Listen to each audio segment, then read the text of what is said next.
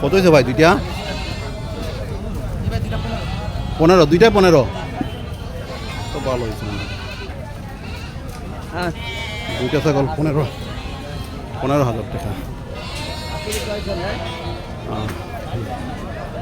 ও গাবতলী পশু হাট থেকে আমি আপনাদের বিভিন্ন ছাগল এবং গরু এগুলার প্রাইস আমার জন্য চেষ্টা করতে যাচ্ছি। ঈদের দ্বিতীয় দিন গাবতলী পশু হাটের বর্তমান অবস্থা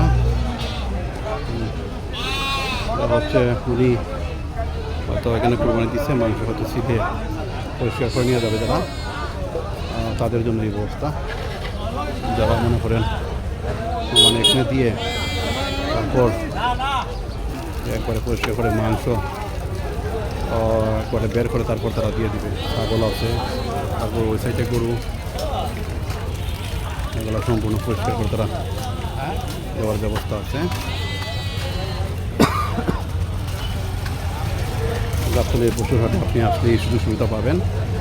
এটা হচ্ছে গরু মানে এখানে কোরবানি দিয়ে আপনি মাংস নিয়ে নিতে পারবেন। তবে এটা ঈদের দ্বিতীয় দিন, তো সম্ভব এই যে তারা অনেকে আসছে, তারা এই বসে থেকে মাংস একবারে মানে নিয়ে যাবে, একবারে মাংস বের করে নিয়ে যাবে। যে উনি কিন্তু রশি ধরে বসে আছে, উনি মনে হয় সিরিয়ালে আছে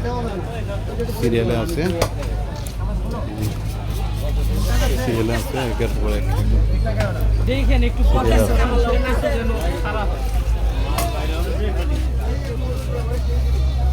এদিকে হচ্ছে গরুর সাইড, এদিকে গরু জবাই করে গরুর অংশ এদিকে দিয়ে, আর এদিকে হচ্ছে ছাগল। যারা মানে ছাগল জবাই কোরবানি দিয়ে এখানে পরিষ্কার করে শুধুমাত্র মানে মাংসগুলো নিয়ে যায়। প্রত্যেকে সিরিয়ালে দেখে দাঁড়ানো, এই যে তারাও সিরিয়ালে আছে। এই হচ্ছে অবস্থা। আমি আরও দেখানোর চেষ্টা করতে আসছি মানুষ এখানে গরুর জন্য দড়ি সব কিছুই কিন্তু পাওয়া যায়। এই হচ্ছে অবস্থা।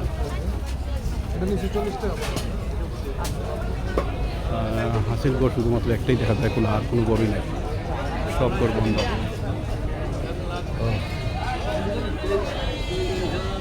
বন্ধ, একটি করে শুধু খোলা রাখছে, আর সামান্য কিছু বিক্রি হচ্ছে, ওগুলোর জন্য এগুলো খোলা রাখছে।